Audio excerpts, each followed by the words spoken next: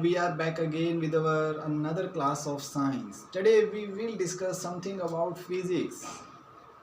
We will start our topic motion. It's a very important topic from examination point of view.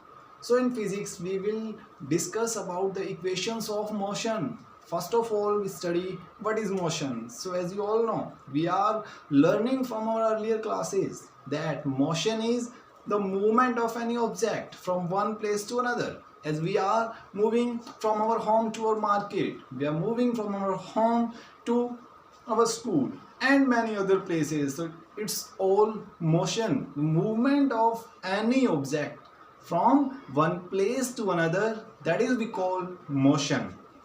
So simply the meaning of motion is the movement of any object. Today we will discuss the important equations of motion which we can use for solving the different numerical problems. So motion की अगर हम बात करें, motion में first of all हमारे पास जो first equation of motion होती है that is v equals to u plus at. v equals to u plus at is the first equation of motion. That's the relation between velocity and time. ये हमारे पास v and u both क्या हैं, velocities हैं. a is acceleration and t is the time.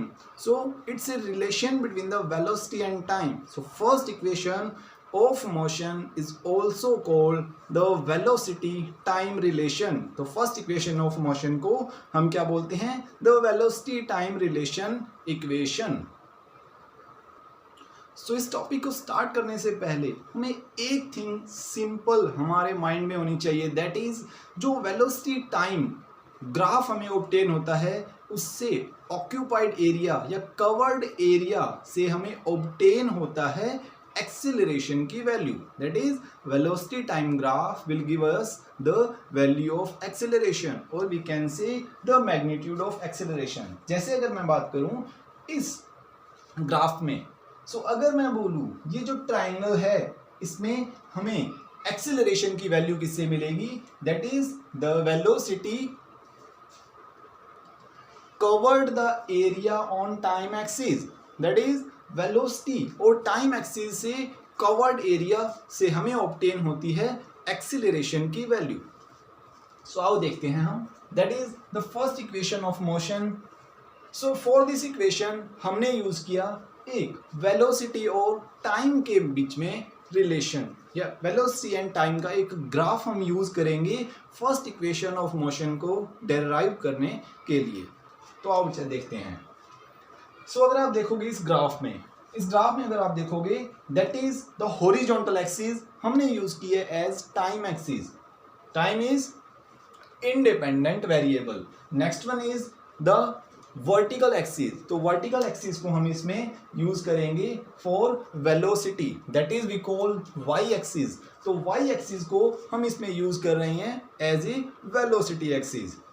इसमें अगर हम बात करेंगे तो इस ग्राफ को अगर आप देखोगे that is from point A to B, किसी ऑब्जेक्ट की हमने इंस्टेंटेनियस स्पीड को यूज किया इस ग्राफ में. Instantaneous speed means speed at any certain time, किसी certain time पर, means the object is already in motion. The initial velocity of the object is u. जो a point पर object की initial velocity है means starting velocity. जब हमने measure किया तो object u velocity से move कर रहा है and in time interval t object ने distance cover की from a to b. जो इनिशियल वेलोसिटी थी u हमने मेजर किया सर्टेन टाइम के बाद, आफ्टर टी टाइम हमने मेजर किया तो इसकी वेलोसिटी एट पॉइंट b हमें ऑब्टेन होती है बच्चा v. At b point the velocity of this body is v, means the velocity change from u to v and area covered that is by time. So change in velocity with time is called acceleration. Change in velocity with time we call it acceleration. Next moving on to, तो अगर हम इस graph की help से इस velocity and time के mid में जो ग्राफ प्लॉट हुआ या जो एरिया या हमारे पास कोई शेप ऑब्टेन हुई, अगर हम इस शेप का एरिया फाइंड आउट कर लें या इसका स्लोप फाइंड आउट करें तो उस स्लोप से हम ऑब्टेन कर सकते हैं द वैल्यू ऑफ एक्सेलरेशन। तो इसमें आप देखोगे हमें क्या ऑब्टेन हुआ, that is velocity from u to v and the time axis that is this one distance. So इस ट्राइंगल का अगर हम स्लोप फाइंड आउट करें तो उससे हमें एक्सेलरेशन की वैल्यू ऑब्टेन होगी। तो अब देखते हैं हम, अगर हम इस कार्टेशियन कोऑर्डिनेट सिस्टम की बात करें, सो O से E तक कंप्लीट वेलोसिटी है v and from A to E that is the change in velocity. तो AE या हम बात करें BD, तो ये क्या है हमारे पास, change in velocity. OC that is equals to AD, तो ये है हमारे पास द चेंज इन टाइम, और we can say the time interval OC is equals to AE। So अगर हम बात करें BC की, that complete B to C, BC जो कंप्लीट लाइन है ये टू लाइंस के कॉम्बिनेशन से बनी है। सो BC हम बोल सकते हैं that is equals to BD plus DC, BC equals to BD plus DC। तो BC की अगर हम बात करें, BC हमारे पास वैल्यू है BC is equals to V that is the final velocity, BC is equals to V that is the final velocity. Next one is BD, तो BD की वैल्यू हमारे पास नहीं है तो इसकी वैल्यू हम फाइंड आउट करेंगे। And next one is DC, we have DC। So DC आप देख सकते हैं, DC यहां से हमने एक परपेंडिकुलर ड्रॉ किया था on this one line, we have drawn perpendicular from this point to this line. So जो AD है वो OC के इक्वल है। अगर हम बात करें DC की, तो DC is equals to OA and OA हमारे पास है that is initial velocity u, the value of OA is that is initial velocity u। तो अब आगे हम देखते हैं, तो OA की जगह हमने वैल्यू पुट की u। नेक्स्ट वन इज, अगर हम यहां से वैल्यू ऑब्टेन करें BD की, because BD is an unknown value to us, तो हमने BD की वैल्यू को फाइंड आउट करने के लिए स्टूडेंट्स क्या किया, हमने BD की वैल्यू को फाइंड आउट करने के लिए u को ट्रांसपोज किया to left hand side. So the value of BD is equals to v minus u, that is the final velocity minus initial velocity. तो BD क्या है, final velocity v minus the initial velocity u, that is our first equation. So इसे हमने क्या बोला, ये है हमारी equation number 1। So next is, as you all know from the definition of acceleration, acceleration की definition से हम क्या बोलते हैं, that is change in velocity by time taken, we call it acceleration। change in velocity, अब velocity में change क्या है हमारे पास, the change in velocity is BD, velocity u से v change हुई, तो ये क्या है, change in velocity।